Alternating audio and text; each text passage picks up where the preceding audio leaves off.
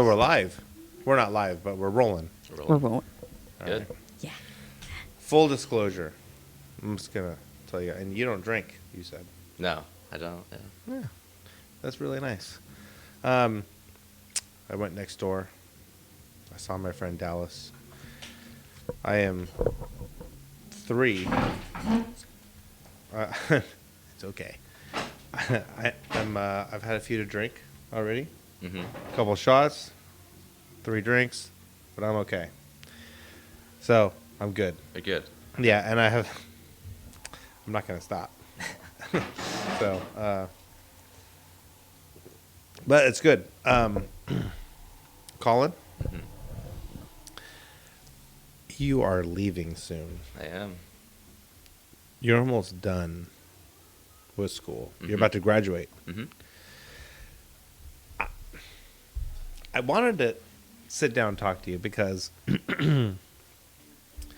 it's the simple fact that everyone in this building achieves 200,000 to 300,000 points in their score for pinball, Mhm. and you happen to achieve 1 to 2 billion points in pinball. Yeah. And it's very fascinating because you and Ashley can put this in a picture-in-picture online, but what you sent us to put on our screen, it says formerly ranked number 1 in the U.S. and all this stuff, and you're like a pro level pinball player, Yeah. and it's been like a super honor to have you part of our team here, and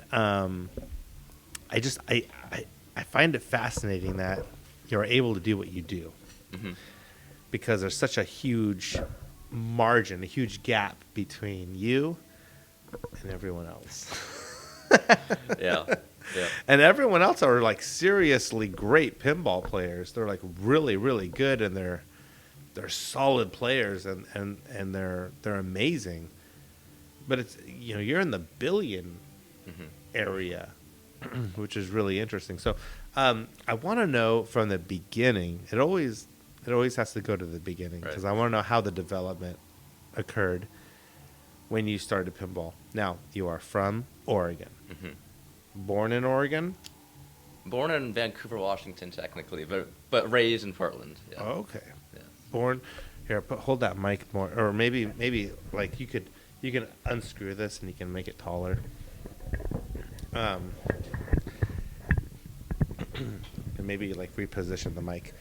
So, born in Vancouver, Washington. But I'm a Portland native. Yeah. You're a Portland native. So you're from Portland. I am. Grew up in Portland. Mm-hmm. Did you have pinballs in your house? Is your dad like a pinball player? What's the deal? Yeah, so we did start out with a couple games in the house just growing up.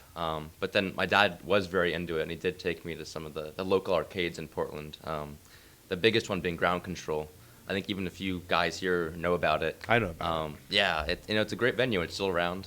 But I remember going there and sort of, I love the games at home, but I love going out there too and sort of exploring some new games I haven't played and getting into it. And this was when I was really, really young, maybe between sort of 5 and 8, 9 years old, just playing and enjoying it. And I always loved it. I always just enjoyed the game, and my whole goal during that age was trying to get through the game, right, and trying to get sort of learn the game's rules and sort of figure out each game's sort of path to the end. And it wasn't until later that I sort of got into the tournament stuff, and we can talk more about that later. But that's a little bit more recent.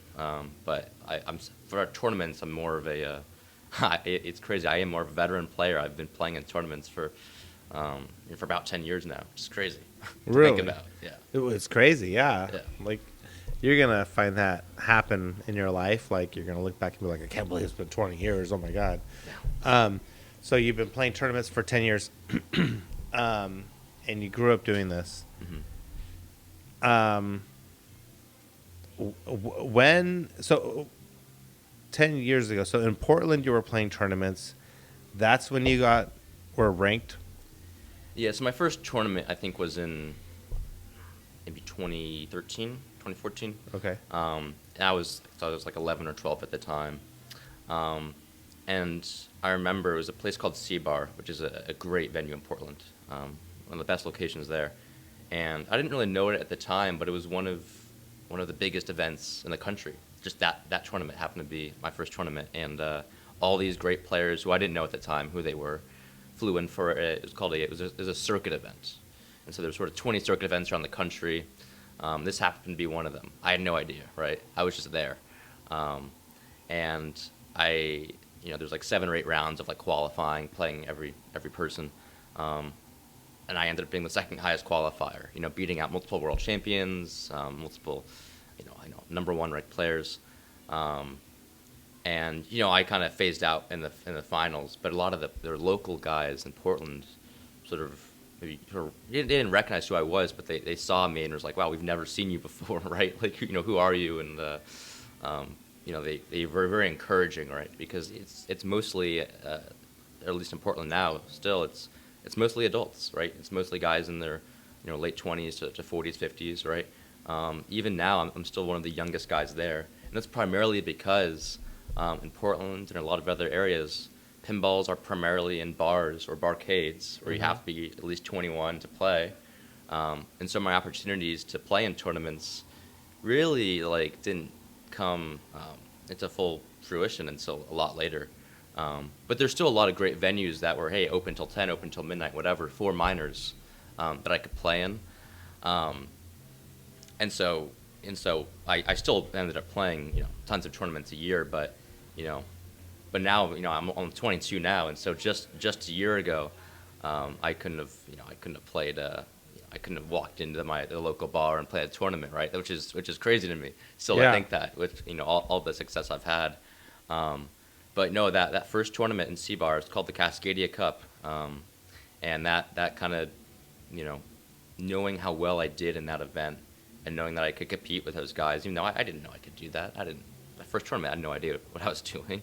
That gave me a little confidence and to seek out other events and to learn more about sort of the tournament sort of industry, if you will.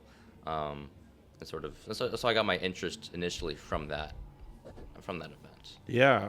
I mean, that's amazing for that to kick off your whole pinball career here.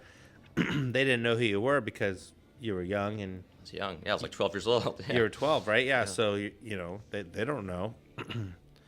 But when you're 12, you were starting to mop the floor with these guys. And well, it's funny. I didn't play it in another event until maybe, I think there might have been like an pinball arcade show I went to maybe in June. I tried the event there, but even the next couple of years, I wasn't playing in like every tournament every week, right? It was more like I played in maybe 4 events in 2014 and like 8 events in 2015, and it sort of got more and more events, and then then eventually I started sort of going to California for an event or going to Colorado for an event, or and I wouldn't have done that if I wasn't very good, right? Like if I got middle of the road every time, it wouldn't have been worth it.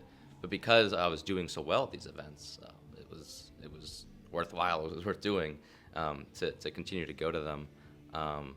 And it's funny. Pinball's still such a it's a growing sport, but it's still so small. You end up seeing the same sort of group of people at all these major events, and so even younger, I still remember seeing the same guys that I see now at tournaments, and we're friends.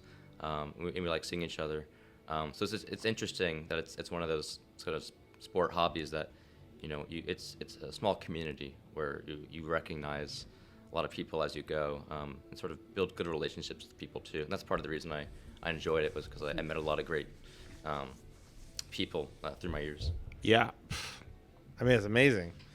It's small world. It's a brotherhood of sorts of pinball players.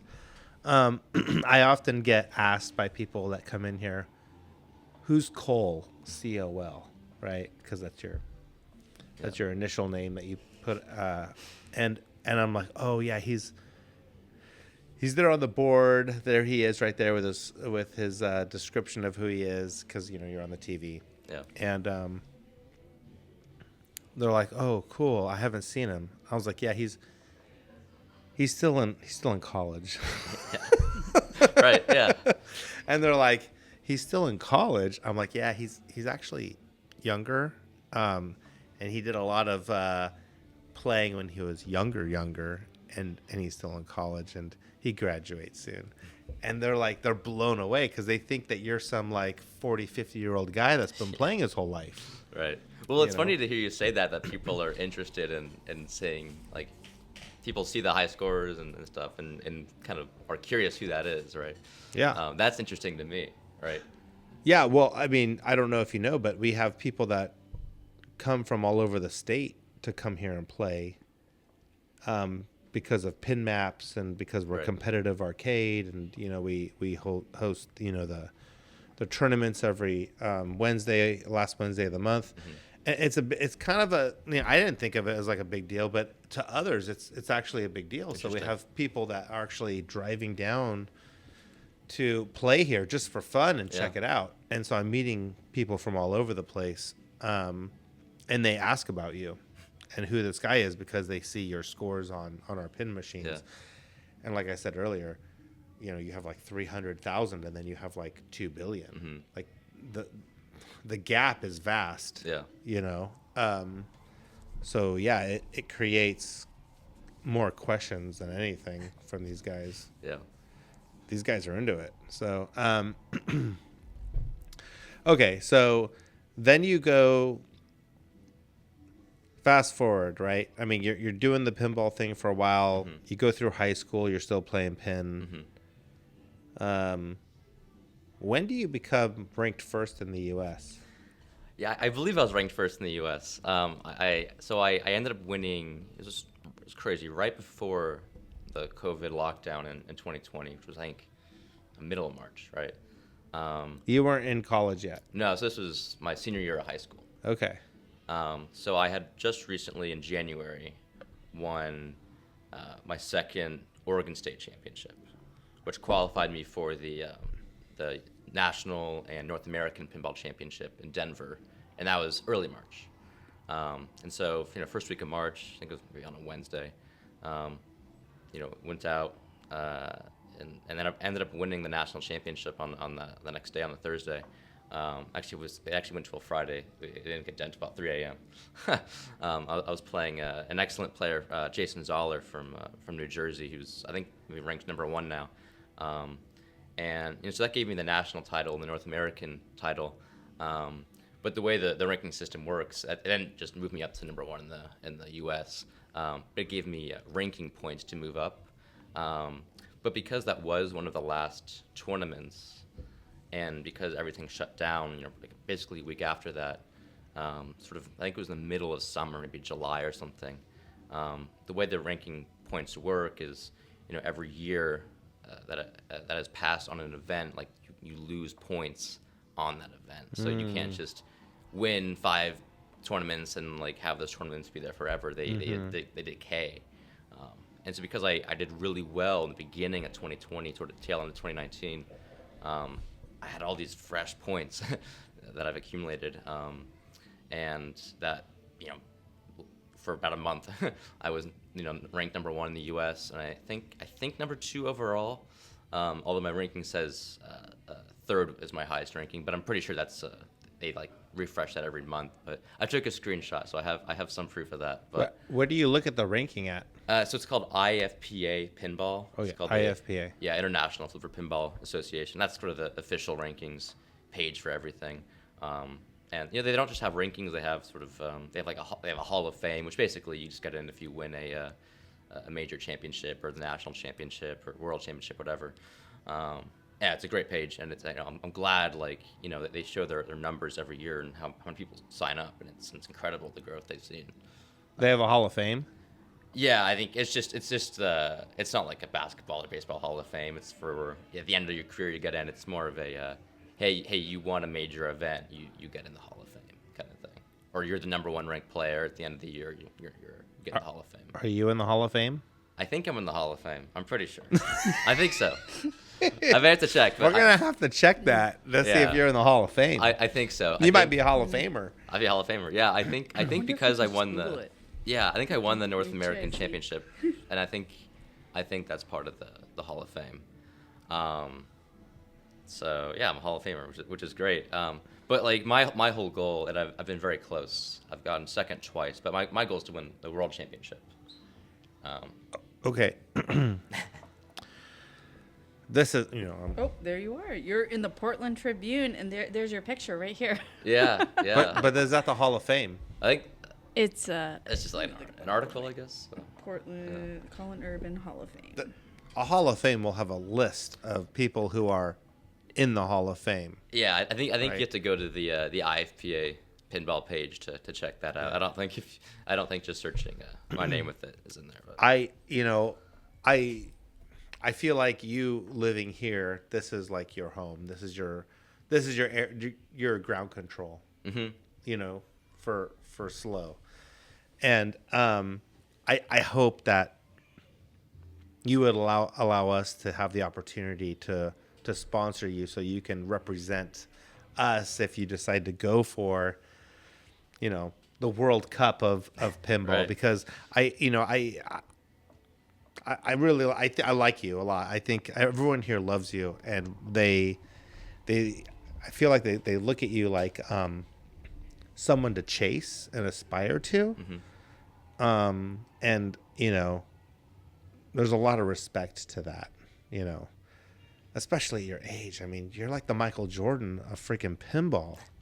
I don't know if I go that far. I like as I think I'm a pretty good player, but there's players that are, I wouldn't say I don't know if they're necessarily better than me, but there's some great players that are higher ranked than me that have beaten me before. But pinball is a weird sport. It's like it doesn't really matter how physically talented you are. Like, it doesn't matter how tall you are. It doesn't matter how muscular you are. Whatever.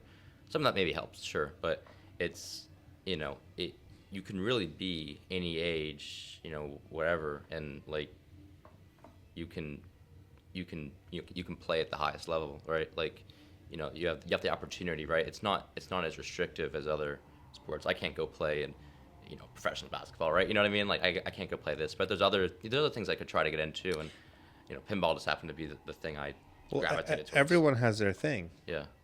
There are guys that will spend their whole life trying to be great at pinball, and it's their thing. Mm-hmm. But they'll never be in the $1 billion range like you. Yeah. Which is, I found you, by the way. You found me? I found you on the list of players who have won the IFPA U.S. National Pinball Championship and earned the title of National Pinball Champion. And then you are the third one down in this list, Colin Urban, 2019 to 2020. Yeah. And here's your picture right here. Is that a Hall of Fame? Or It's under the Hall that? of... I did type in Hall of Fame Pinball Championship, and then I clicked on this website, and then it shows the list of players, and I clicked on the United States category, and then you're like the third one down. It's pretty awesome. Yeah. Right on. Do you have a rival with anybody? Like, is anyone like there with you in terms of points and like, oh shit, I gotta get Colin this year? I think it's tough. Like, I think it's interesting that you say, like, in terms of points, right? Like, that's even different than tournaments, right? It's like I can go to my local arcade and see, hey, someone put up $1.5 billion on Deadpool, and it's like, oh man, like I had $1.4 billion, and then like, which is fun because maybe you don't even know who they are. You just see their initials and you wanna get past their score, right? So there is that. I'm not sure if I really have that. I don't really chase the high scores much. Like, I'm not like gonna sit down in a game for 5 hours trying to beat the high score. Like, if it happens, sure, but that's not my main goal. And as far as like the tournament rivalries, like, not even too much. I think you have some good battles with people, and sometimes you go back and forth in tournaments on the local level, and then also on the national level, right? Like, there's players that you might just randomly just happen to play them at like almost every event, and sometimes they get the best of you, sometimes you get the best of them, and that's fun.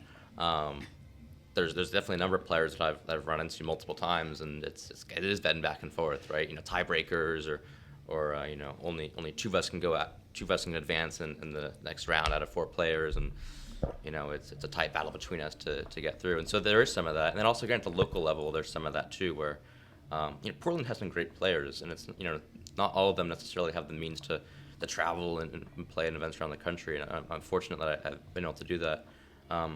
But some of those guys, like I've had great battles with. I know they have had great battles with each other, and they look forward to playing each other the next week, the next day, or whatever, at the next tournament. It's just kind of it's a fun thing just to try to have that sort of competitive spirit. It is.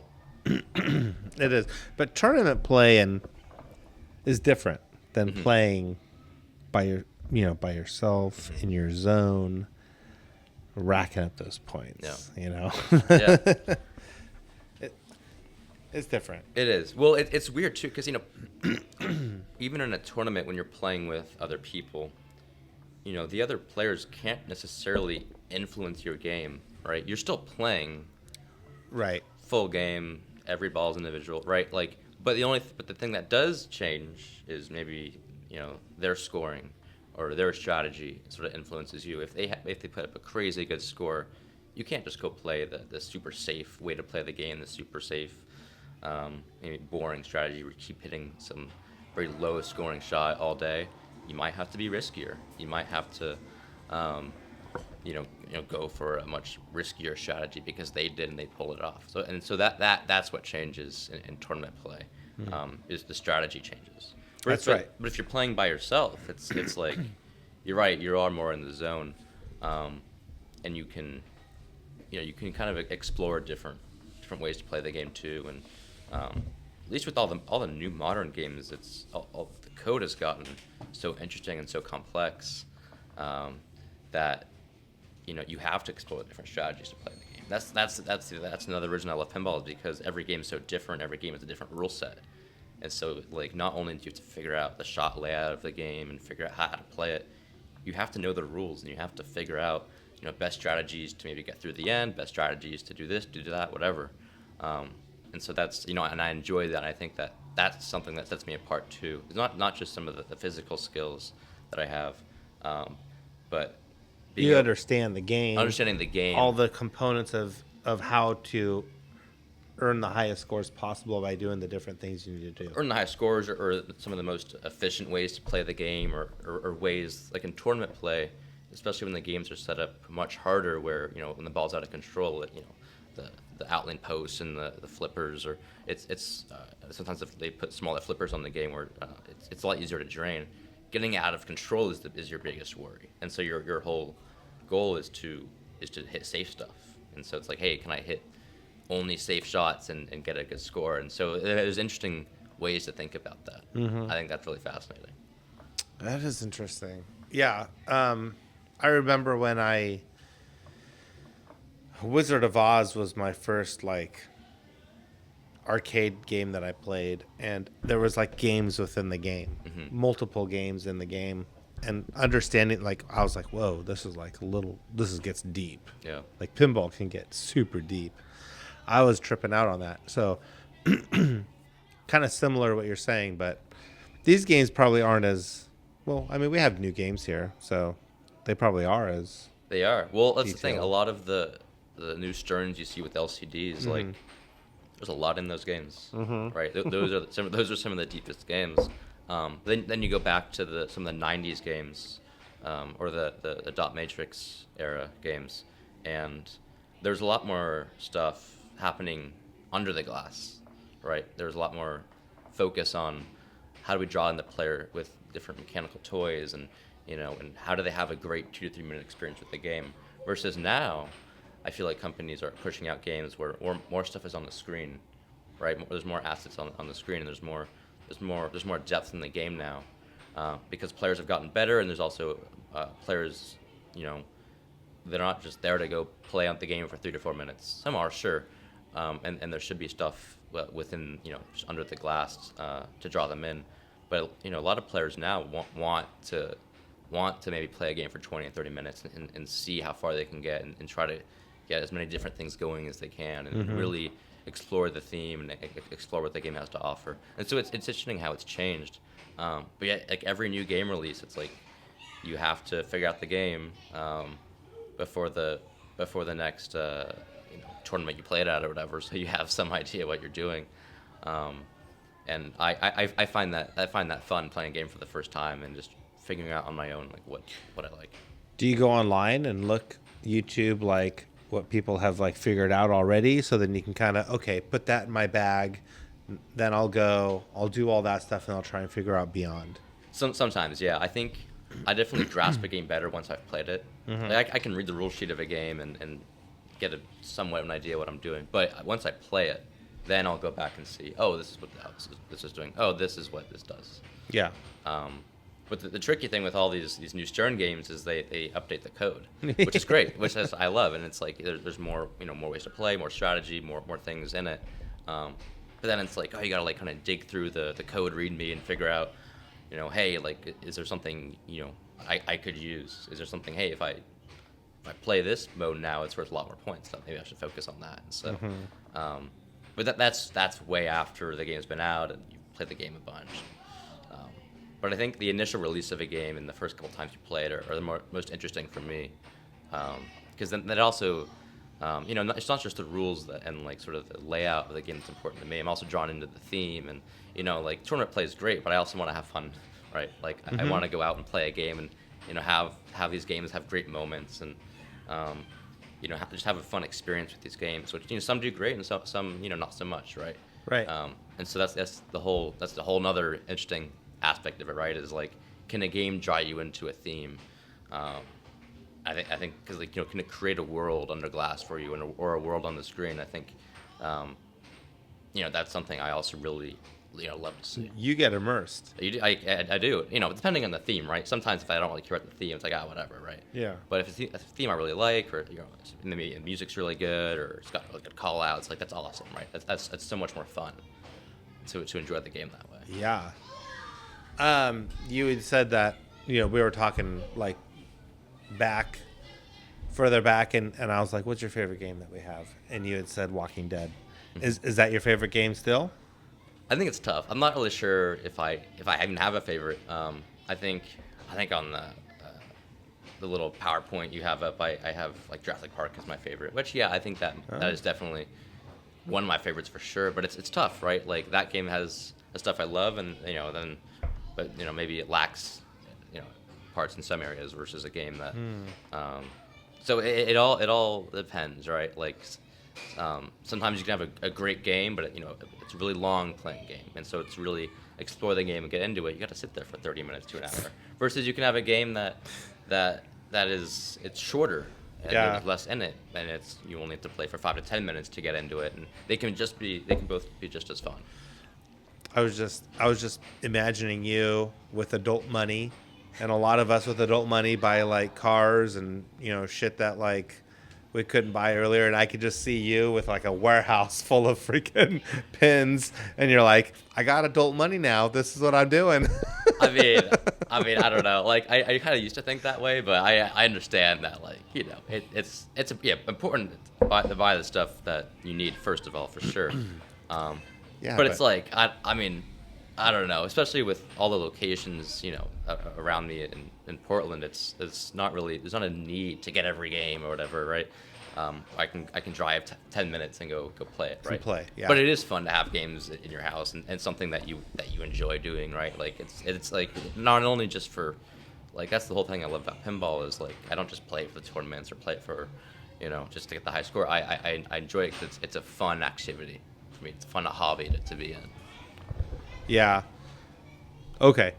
Now, what's your favorite pinball of all time? Do you have one? I know you like so many of them because they all draw you in differently and stuff like that. But do you have like a one and done of all time? That's the crazy thing. I don't think I do. You don't? Okay. Yeah. All right. Fair. Yeah. Fair. Okay. In Portland or in Oregon, other than Ground Control, are there many other arcade bars? There's a surprising amount. I think Portland might be sort of one of the highest sort of densities of pinball. You think in so? a city. I think it's up there, even more than Chicago. I think even more than because the Midwest has a lot. Midwest has a and lot. Texas has a lot too. I think Portland might have them beat. I read an article a while ago about that, and I think that still might be true because I keep seeing new locations pop up and this and that, and by Portland there's a city called Hillsboro. and there's a place there called Next Level Pinball Museum, and great people run it, and they have over, I think, 300 games. 300 pins. 300 pinball machines, and as well as other video games and stuff. But they're a museum, right? And so they're not like a typical location, right? But that I'm fortunate to have them nearby me too. Are they in a warehouse? It could be it was a warehouse. They converted into basically a huge sort of arcade. But in Portland, yeah, there's a ton of places like Ground Control, C-Bar, Wedge Head, Quarter World. Quarter World. Quarter World, yeah. Some of them have great names. All in those places, I'll have like 15 games plus, which is excellent. But then you have places that have 5 or 6 here and there, or 4 or 5, just scattered around everywhere. And it's amazing to just see just how many locations there are. It's so I kind of just sort of kind of grew up at the right time in the right place to enjoy such a fun game. You did. It's awesome. It's awesome to see your art be painted. Yeah, that's really interesting because there's not a lot here in California, which is good, There are some places in California, Well, but yeah. but if you go to just looking at SLO, right? My first few years here, there wasn't much, right? There's Lincoln Deli. They had a couple games that were not, in the greatest shape. Lincoln Deli, Woodstocks. And so I'm very fortunate that you guys opened up, and for the last year I've been able to come down here on weekends and stuff and play some games. I'm glad we came in at the right time for you. Yeah. Yeah. Ditto. That's cool, man. What's the future hold for you? As far as pinball? Yeah, well, because here you are, right? You're graduating. Mm-hmm. What's your field of study? Mechanical engineering. Mechanical engineering. Great. What do you want to do with that? Well, I do have a job lined up back in Portland. What is it? It's a entry level mechanical engineering job where I'll be sort of working on green buildings and green clean energy systems for buildings. Clean energy systems? Yeah. Do you know more about that? That's about as much as I know. Okay. But I'll just sort of be helping in the design process on those. So, like getting buildings certified, like LEED Platinum. I think that's part of it. I think it's more. It's not even like architecture, building design. It's just like, hey, how do we design the HVAC system, or what's the, maybe some very interesting indoor gardens that have some sort of. Do you know what company benefits. you're going to work for? Yeah, it's PAE is the name of the company. Okay. Sort of a small engineering firm. Cool. But yeah, no, I look forward to working with them. So then you're going to do that, and you're probably going to be on salary with that. And while you're doing that, being on salary, you're going to develop a lot of more free time in your life because you'll be able to kind of structure your life around work. And then you're going to be like, oh, well, I have all this time to play pinball. So then what's going to happen? Well, it's funny, right? It's like you say I have a lot of time, but I feel like I will be working 5 days a week, right? So I think as far as the pinball stuff goes, I'll definitely play here and there in the local tournaments, right? Make sure I can just qualify for the state championship, which I'm sure I'll have no problem with. But then, I don't know, I kind of thought about it recently, and it's the desire to go travel the country and playing in pinball tournaments is just not quite as there for me as it used to be. It's just I want to do more things, different things, and You want to do different things other than play pinball. not different things. It's just I want to do more in my life than just play pinball tournaments, right? I think I'll do go to some events, sure. Some of the events that are closer, or some of the events that are I really want to go to, but I'm not going to be chasing it, right? It'll be more of it'll be a little more laid back for a while, and once I get into the job more, once I figure some other stuff out, then sure, then it's like then I'll maybe get a little more into it. But it's just a lot of these events, these tournaments, they're 3 to 4 days sometimes. You gotta, and sometimes the juice isn't worth the squeeze, right? You can, even if you win or you do really well, it's Does it offset all the travel costs? Not always, right? And that, maybe that's not always the important thing. It's about just having fun or meeting other people, and that's great. And I do enjoy that. But I got to look at it, kind of smart too, and just like, I don't know. There's other things I want to explore. Has no one's ever approached you in terms of like sponsorship or anything like that? Even when I was really highly ranked, and the guys are really highly ranked now, it's not like you can't make a living off of it, right? Not right now. Not right now. But they, do you know who Mark Spitz is? I don't. He's an Olympian. He's a swimmer. Mm-hmm. He's a gold medal swimmer, and I think I could be wrong about this, but I think he like was a co-owner or started Speedo. Do you know what Speedo? Yeah, Speedo. Yeah. And so back then, as an Olympian or a gold medal swimmer, you didn't make anything. Mm-hmm. But now you become a millionaire at least. So I foresee in the future with especially now pinball is exploding. It's insane at the rate of growth that's taking place right now with pinball. I foresee it at one day, 20 years, 30 years down the road, we're going to look back and be like, man, those pros, they never made money, but nowadays pros are making like money. And that's how it was with like poker in the 2000s and like all these like niche things that people did. They became profitable in it. And I bet pinball is going to get there at one point. I think it has a chance. I think that one of the biggest things holding it back, there's a couple of things. I think one is just they don't have the viewership, right? You don't have. If it's televised though, then you're broadcasting to a wide audience where it generates interest. Well, you need to get and then there, people get into it. Yeah. I mean, like I remember the most recent World Championships in January. I think they got. I could be wrong in the number. It was definitely. I think might have been close to 10,000 viewers, something like Twitch. Maybe 15,000 viewers watching it live, and that's nothing. That's not bad, but that's the thing, right? You need like millions. 10x, 100x that, at least. If you got millions of viewers, if you blew it up, if ESPN got involved, right, and started like filming tournaments of pinball. People are going to be sponsors are going to come out of the woodwork and be like, "Hey, Colin, we'd like to sponsor you." So I just want to get your allegiance right now.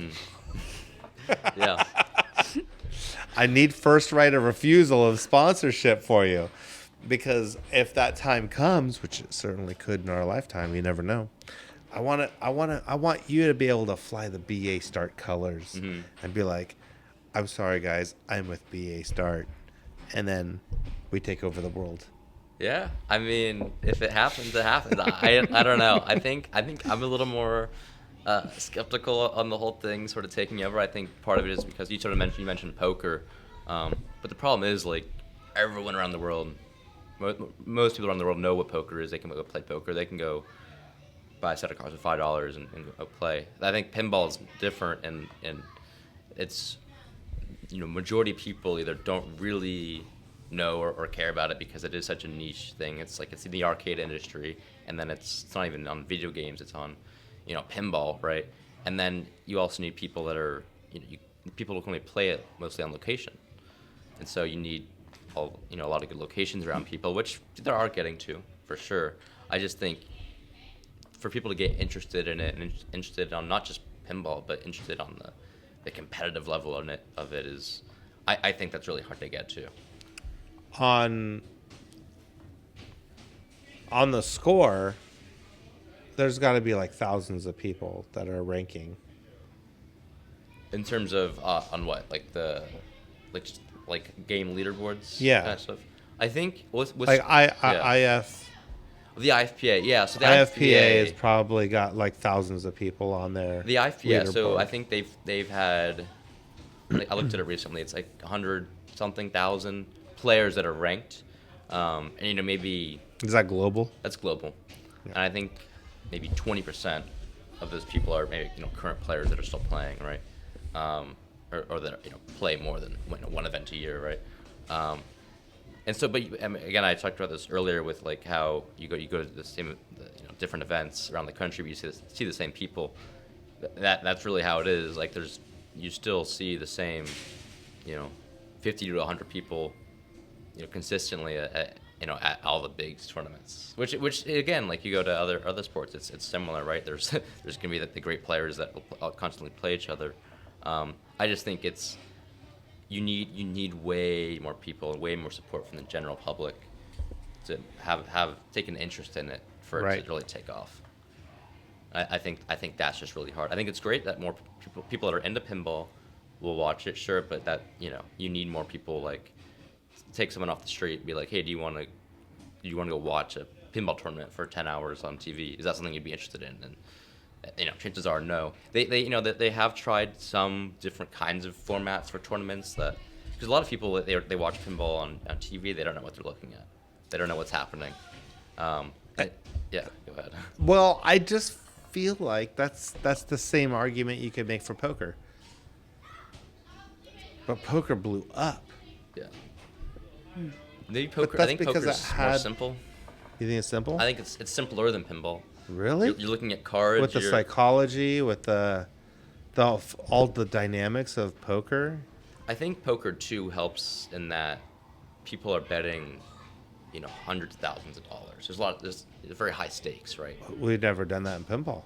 That's unknown territory. There have been right? high stakes tournaments, but it's... In pinball? Yeah, but it's more of, hey, it's like, $50 entry fee, $100 entry fee. That's not high stakes. And the winner takes home $15,000, which is, like, nice, but, again, yeah, you're not walking home with $1 million, right? I think that's part of it, too. When people watch poker, if they were putting in $5 pots, maybe not. But, hey, this guy has risked $500,000, so that's interesting. I'm going to tune in. I'm going to do the math real quick. I was going to say, with the pinball, too, there's a lot of physics and, like, angles involved, like how you hit it, where you hit it. And then with poker, there's a lot of statistics in the mathematics in addition to a little bit of luck, too. Mm-hmm. And how you play with the cards that you're given. Right. So, yeah, it's different. It's interesting because I was playing pinball the other day, and I'm like, I keep getting gutter ball. I don't know how you don't get gutter ball. You keep going and going and going. Right. And 15 seconds tops, I'm being generous with myself. I'm out. I always get that gutter ball. How do you... you just know how to go. Know how to hit it. I think maybe it is because I'm young and a lot of the great players are on the younger side. I think shot accuracy and sort of reflexes help a lot too, right? Mm-hmm. Part of the reason I think that I'm so good is because I don't really miss often, right? Any game I can go play and I'll figure out where the shots are very quickly, and I consistently hit them, and I can figure out if they whether they return to the flipper with like a ramp or whether just generally how the game responds to me hitting that shot. How does the ball return back to me? I can figure that out very quickly, and that stuff doesn't change much. Obviously, that's how you end up draining. Is hey, you have a bad bounce here, you have a bad bounce there, or you drain because you miss a shot, and that's the whole point. That's what game designers do. You miss a shot, the ball's supposed to be in trouble, right? And so I think and a lot of the great players, they're so good at making shots, and they know what shots to make, and that's how they can really keep it going. Has anyone put together a high stakes tournament in pinball? And here's an example. Mm-hmm. $500 buy-in, 2,000 players. That equals a $1 million prize pool. Mm-hmm. That means first place gets $500,000. Mm-hmm. Would you compete in a tournament like that? It's only $500 for $500,000. Yeah, I think that's the thing. I think I would certainly be intrigued by that. I think the bigger problem there isn't necessarily the $500; it's the 2,000 people, right? What's wrong with that? Even the largest events, the largest open events where anyone can go and play, they get 400 people, 450 people, and then the biggest that happened was I think it was 1,200. That was a tournament. That's the biggest tournament that you've been to, or that you've heard of? I think that exists. I think it's about 1,200 people. That was Pinburg, and that was it's called Pinburg. It was in Pittsburgh, Pennsylvania, and then it got canceled because of COVID, and I think it's slowly coming back. But that had a smaller entry fee, but the winner I think got 15,000 after like 3 or 4 days. And so it's just tough. Like, when you keep increasing the price of entry, less people are interested. I don't think there's 2,000 people that would do $500. And then the other thing with pinball is that, unlike poker, where anyone in the world can go have poker chips, poker hands, and they'll have the same experience playing poker. Yeah. Pinball, there's so many different factors that which games are used, the condition of the games, Yeah. how they're set up. True. There's I won't call it luck, but there's way more factors that vary in. It would be so hard to, I don't know how you would do it where you could have such a skilled, controlled environment where you have that many players competing. I think that's really hard. I think what it is possible is with Stern's Insider Connected stuff on all of their games. Maybe eventually that comes around when stuff's connected to the internet, and maybe they have some certain locations that have the same setup kind of games. Like, maybe I could see something like that in the future. Mm-hmm. I could see that. But as of now, it's I think it's just not really feasible. Anyone can win at poker if you know how to play the fundamentals. Not everyone can beat you. I think That makes sense. I think what's the thing about pinball though? It's like I don't win 100% of the games. Like I'll win a majority, sure, but there's games I'll have a bad game on. Like I missed a shot too bad, or I kept draining. Like that happens, or someone else gets on a roll. Like, right. In poker, I have a shot at beating the greatest poker player in the world. Right. But in pinball, I don't have a chance at beating you. And I think it's fair to say that there's way more technical skill in pinball than there is in poker. Like, it's like pinball is like very skill based. It is. There's a lot of skill. Yeah. I don't know. I think someone a while ago mentioned an interesting breakdown of what they thought was sort of the skill, luck, and I think it was another factor they used. It is primarily skill based, right? Because it's, there is sort of, again, the physical skills of, hey, how well can you control the ball? How can you, pass the ball? How can you, just get control of it quickly when it's out of control, right? And then there's the side of strategy, like the rules of the game. You can't just hit random shots and expect to do well. Like, yeah, maybe that'll work out, but chances are it won't, right? There's the strategy of the rules, and there's the physical aspect of the game. Sort of two very different things, but they're right. They're both very skill based things. But then the problem with pinball is like there is a lot of luck, right? You have a physical ball bouncing around on a wood playfield, right, with rubbers and all these things. Like, there is an element of luck in it, and I think maybe that could be a possible holdback for it. Why it's not being as why you don't see huge high stakes tournaments, right? Is because there is sort of the element of luck that it's so hard to you can't remove it and still have pinball, right? Well, I think if you play poker, anyone can win. If you play pinball, not everyone can win. Yeah. Right. I mean, it's like I'm against Michael Jordan. I'm not going to win. Like, there's not possible. Like, I would have to train my whole life, and be like, I wouldn't say a prodigy, but something that,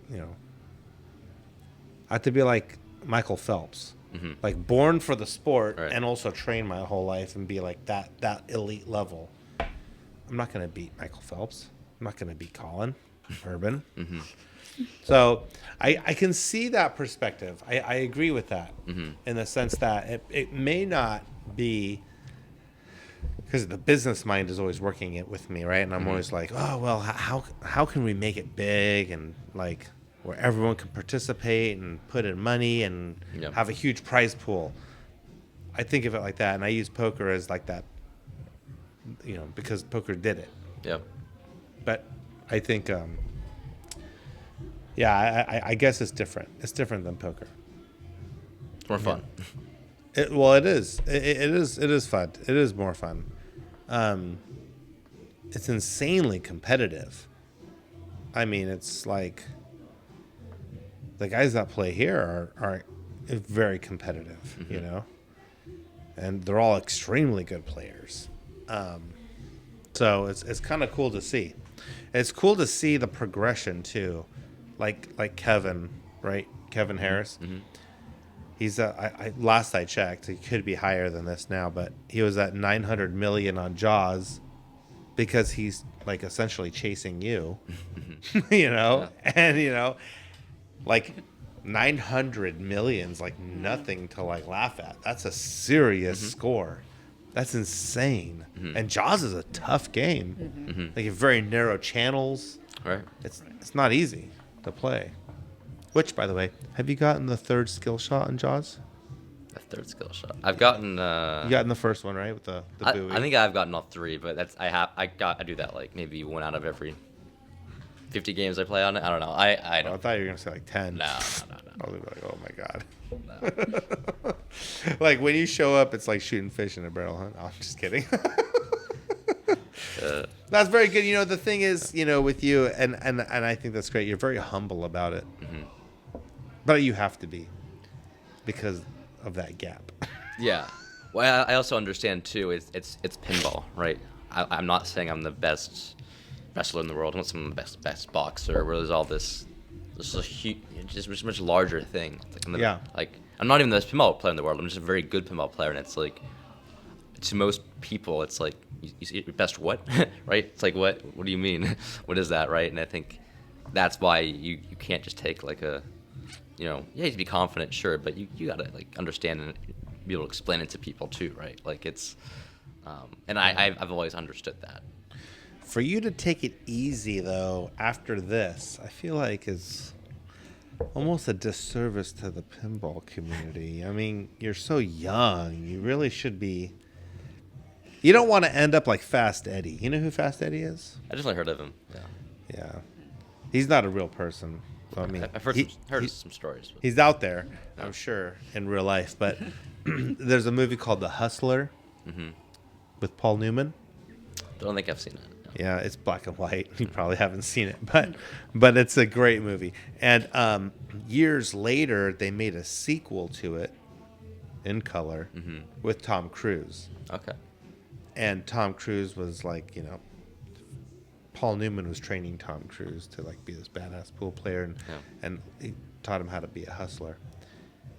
And I feel like, you know, if you decide to just calm down and kind of just coast, I just foresee this whole like story coming up where you're come out of retirement, the old man, and everyone's like, oh shit, it's Colin, oh fuck, he's out of retirement. It's like Tin Cup out of retirement, and you're playing in the U.S. Open, you know, and like, oh dude, shit, we haven't seen him in 20 years. All of a sudden, he's back.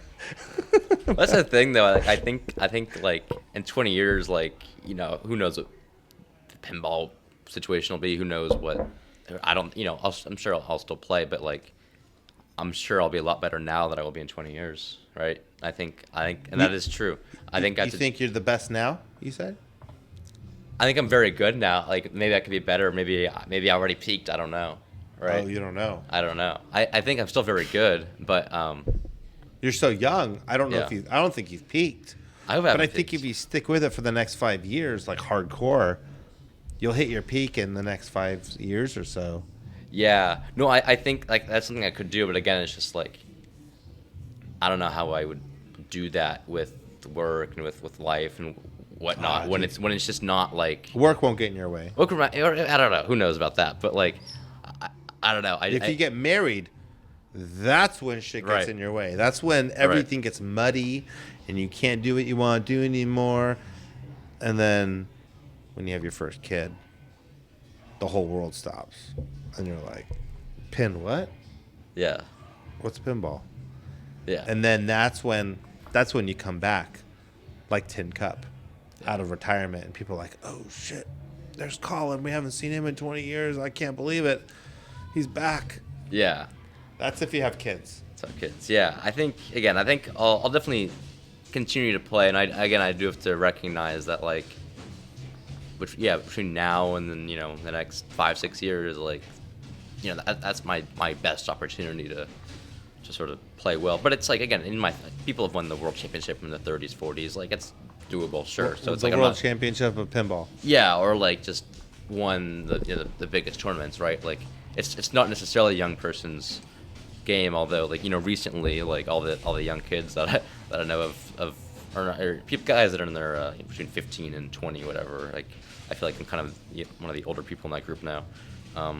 They're winning a lot of this stuff, and which is interesting to see. Interesting to see that. But again, like there's guys that have won it when they were 30 or 40, whatever, right? Like, it's just Yeah. again, there's an element of luck to it. Like, maybe you're really hot that day, and that helps. And so it's hard to, and knowing that it's hard to, just chase it, right? Like, you can't. It's so hard to chase it. It is. Yeah. Do you want to get married? I do. Do you want to have kids? I do. Okay. Like, do you already have a number of kids? Like, how many you want? No, I don't. No. But you want to get married, you want to have kids, so you know that. So right there, that's going to stop you from, excelling. I'm just kidding. But not really. No, that's really good. It's a great journey to get married and have kids. So definitely do that. But yeah, I mean, gosh, your kids are going to be like not knowing who you are. They're going They'll know. I'll let them know. oh, you'll let them know. Yeah. There'll be some games in the house. They'll know. You should have some pinballs. Yeah. The whole garage The is going trophy to wall. be outfitted with pinball. Do you have Train young. trophies? I have a large number of trophies. You have a large number of trophies. I got a wall. You have a wall of trophies? Where did you get these trophies from? My years of playing, the last 10 years. But does ground control give trophies away? It's more of it's more of some of the bigger events, or sometimes the smaller events will give out little trophies, and that's the cool thing. They're not all just like cups, right? Some of them are like cool custom trophies that like people throw together, and Randall should give out trophies. Which, by the way, we should have had. yeah. So I got these guys Yeah, hanging up. plaques so. and stuff. Yeah, those are cool. Plaques, but yeah, that's probably my favorite trophy, the National Championship one. It's got a giant pinball on top of it, which is really cool. And all the flags of the different states and provinces. I love that. Yeah, it's really cool. The World Championship one might be even cooler. I don't have one of those yet. That's why I want one. Is there only one world championship? There's two. There's two now. There's two world championships. Which one's more important? Is there one more important, or is Not- one trying to like bully the other to become the supreme world championship organization? Yeah, so they're both kind of different. So the first one's in January. It's called the Open, and that's actually in California. It's in Southern California. It's in Riverside, and that one is open qualification to anyone. So you could show up. It's like the U.S. Open Yeah. for golf. Yeah, so anyone can go play in it, and that's the one where I was saying they get about 450 players. It's like a 3-day event, and that's the one where I've gotten. I won that tournament a year it became a world championship. Oh my gosh, you were the first world champion. The first year that they had that world championship. Well, no. So the year before. So I won I won that tournament in 2019. Won it the year before it became a world championship. And then the next year I got second, and the year after that I got second. So it was like I won the wrong year. Second. That's no good. And the potential I could have gone 3 years in a row, which would have been like insane. So that sounds open. That's more of an open qualifying event. Anyone can play. And then there's one in June, and actually I think it might be a week and a half from now. I'm not playing it because of school stuff, and I'm not even sure I qualified for it. That's where they take they start with taking the 2 best players from every country around the world, and then after that they go down the rankings list. And I think it stops at maybe 40-ish or so. So you're one of 2 best players in the United States? This is what I think I didn't qualify for this one. Oh. I think I did qualify for it in the year I won nationals in 2020 because I was so high ranked. But I don't think I qualified for this one, and it would have been tough with like finishing up school. Like it's just hard to go down there for a weekend and then come up for finals. But that one is more rank based to qualify and be able to participate. But ironically, it's still like half the players are the same people you see at like both events, right? So it's the same kind of crowd, at both tournaments. But if I had a preference to choose which one to win, it's tough. I think the June one would be better. But either would be great. Yeah. Damn. That's amazing. Yeah. What other podcasts were you on? You were mentioning this before we were on. A while ago, I was on a podcast called Pinball Profile. The host is Jeff Teolis. He's a great guy. He reached out to me after in the summer of 2019, I did a family trip to Australia, and the last week I played in a series of tournaments in Brisbane. I think there were like 10 tournaments, and I won like 6 of them, including the Brisbane Masters tournament. And it was funny. It was all these. these Jacket. Get a jacket. Yeah, it was all these Australian players, and then it was like, a few people from the U.S. showed up, and like the U.S. dominated like every tournament. Really? Which was incredible. It's because we're the best. Yeah, like U.S. was like top 3 in almost every event. It was incredible. And so he reached out to me after that because it was at the time it was like the greatest. It was like the most IFP ranking points in a month in like IFP history. I love it. but then since they've changed a lot of the way the points have worked, and there's like it's sort of like people call it Whopperflation because the points are called like World Pinball Player Ranking Points or something like that. Mm-hmm. But they've done all these like weird things to like multiply the points based on the event size and all this, and so technically like that point record has been beaten, but that's because like events have just skyrocketed in value. But at the time, and I still think it is definitely up there as one of the best months in sort of IFP history for a player. I think, and then that's the series of tournaments that jumped my rank from. I think I was like where I was now, sort of hovering between like 45 and 50, to like I jumped up to like 6th or 7th within the span of like a week. Wow, that's incredible. Yeah. I love it. Well, this is amazing. I really appreciate you coming on, letting us talk to you. It means a lot, and I think it's just so cool that you happen to be going to school here. Yeah. I happen to open the place, and you're part of the family, and you really are. I feel like you're like a role model for a lot of us, and someone who we look up to and aspire to, because you set those records, and we're all just working our way towards them. And you make everyone better players. I mean, we have a devout group here that like are serious players, and it's awesome. That you were a part of this, and just to be a part of here. I really want to be able to sponsor you. Mm-hmm. I really want you to wear the BA Start cloth. Yeah. So whatever I need to do, we'll keep in touch. And if it's things like, hey, gas money and travel expenses and things like that, Riverside, whatever. Right. Yeah. We can figure it out, because I think it's I don't know. I think it's cool. I think it's cool to.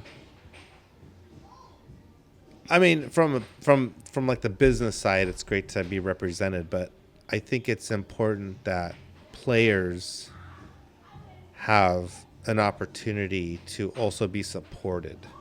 Mm-hmm. Like if there was no sponsors in this world, then everything would just be paid out of pocket by players, and there would be no help. And I think it's great that you know we could offer some help. You know, but you are going to get a job and make money and get that adult money. So you know, maybe you'll just wear our colors for because you like us. Yeah. So I don't know. Yeah. All is good. Thanks, man. And anything else? I think you hit a lot of key stuff, key topics. You know, I appreciate you having me on and sort of share some of my thoughts and on stuff. Yeah, man. All This that. was awesome. Do you plan on coming back here? Not in the near future. You're gonna go up to Oregon and just stay there. For a while, yeah. Okay. Maybe one day I'll come back down and visit, but it's tough, right? The only thing I came down here for was school, right? Yeah. So it's hard to, I'm sure I'll come back down at some point, but not sure when. Okay. When do you go up there and you go into ground control? Do they like roll out the red carpet and Nah. throw a parade and be like, "Colin's back"? No, none of that. Oh. People are sad that I'm back, and then they have to play me again. They are. If Huh? anything, yeah. No, but it's all fun. It's all. Well, and tonight we have a pinball tournament. This is your last tournament, right? Yeah. This is your last tournament It is. here It in is. San Luis Obispo. I'm very sad. Damn. It's very sad. Yeah. I hope you take it down. I hope so too. Yeah. All right. Thank you. Thank you, Great. Colin, Yeah, for thank being you here. so Thank you much. for just being a part of our group, and I Very really integral enjoyed it. part of Yeah. Thank you for having me. Yeah. All right. Thanks, everyone. Cool. Thank you. That's awesome, dude. Thank you so much. Yeah. I appreciate you, and I think that was awesome. So, dude, you have exactly half an hour to train. The train. That's right. I hope you take it down. Get some reps. Yeah. Thank you, man. You got that this, was man. so cool. Yeah. Thank you so much. Yeah. It was awesome. All right, let's go see what's going on out there.